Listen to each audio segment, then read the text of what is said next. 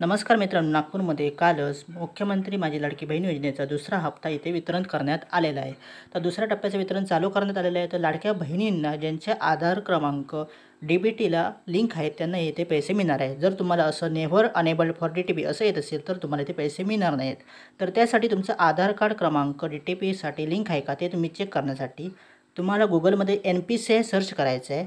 Search केल्यानंतर तुम्हाला इथे NPCIची वेबसाईट भेटेल. ती वेबसाईट तुम्हाला इथे तुमच्या मोबाईलमध्ये ओपन करायची आहे. वेबसाईट ओपन केल्यानंतर तुम्हाला इथे कन्झ्युमर या ऑप्शनमध्ये तुम्हाला जावं लागेल. अशा प्रकारे इथे आपण वेबसाईट ओपन केली आहे. वेबसाईट ओपन केल्यानंतर तुम्ही इथे घर बसल्या तुमचा मोबाईल नंबर डी-टी-पी माध्यमाला लिंक आहे का हे तुम्ही चेक करू शकता. तर त्यासाठी तुम्हाला कन्झ्युमर या ऑप्शनमध्ये जाऊन इथे भारत आधार सीडिंग अनेबल हा जो ऑप्शन आहे बेस नावाचा त्यावर तुम्हाला क्लिक करायचं आहे.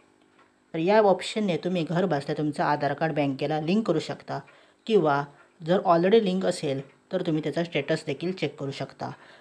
तर अशा प्रकारे ते बेस या ऑप्शनवर क्लिक केल्यानंतर अशा प्रकारे हे पेज ओपन होईल. तर या पेजवर वर जो ॲरो दिसतो त्यावर क्लिक करून गेट आधार मॅप स्टॅटस या ऑप्शनवर क्लिक करून तुम्हाला इथे तुमचा आधार नंबर टाकायचा आहे.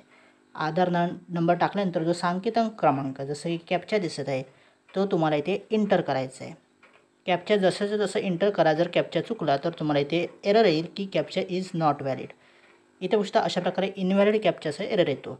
तर जो कॅप्चा तुम्हाला दिसतोय तो प्रॉपर असा परफेक्ट असा इथे फिल करावा लागेल आणि त्यानंतर तुम्हाला इथे चेक स्टेटस या ऑप्शनवर क्लिक करायचं आहे.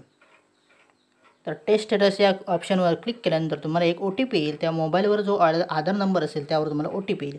OTP टाकल्यानंतर अशा प्रकारे इथे तुमची स्क्रीन ओपन होईल. जर तुमचा आधार नंबर बँकेला किंवा पोस्टाला कुठेही लिंक असेल तर तुम्हाला अनेबल्ड फॉर डी-टी-पी अशा प्रकारे असं ऑप्शन दिसेल आणि पूर्ण माहिती बँकेचं नाव कोणत्या तारीखला लिंक करण्यात आलेलं आहे सर्व माहिती इथे दिसणार आहे. जर तुमचं आधार क्रमांक बँकेला लिंक नसेल तर तुम्हाला अशा प्रकारे ते नॉट अनेबल्ड फॉर डी-टी-पी अशा प्रकारे ते दिसणार आहे. माहिती तुम्हाला इथे दिसणार नाही. जर लिंक असेल तर वेल अँड गुड. तुम्हाला काही करण्याची गरज नाही. तुमचे पैसे ॲटोमॅटिकली तुमच्या खात्यामध्ये जमा होतील. अशा प्रकारे ते अनेबल्ड फॉर डी-टी-पी असा ऑप्शन दिसेल जर तुमचा आधार नंबर लिंक असेल तर आणि पूर्ण माहिती ते तुम्हाला दिसणार आहे. तर लिंक असेल तर तुम्हाला काही करायची गरज नाही. जर लिंक नसेल तर तुम्हाला मात्र बँकेत जाऊन ते लिंक करण्याची गरज आहे तरच तुम्हाला इथे पैसे भेटणार आहेत.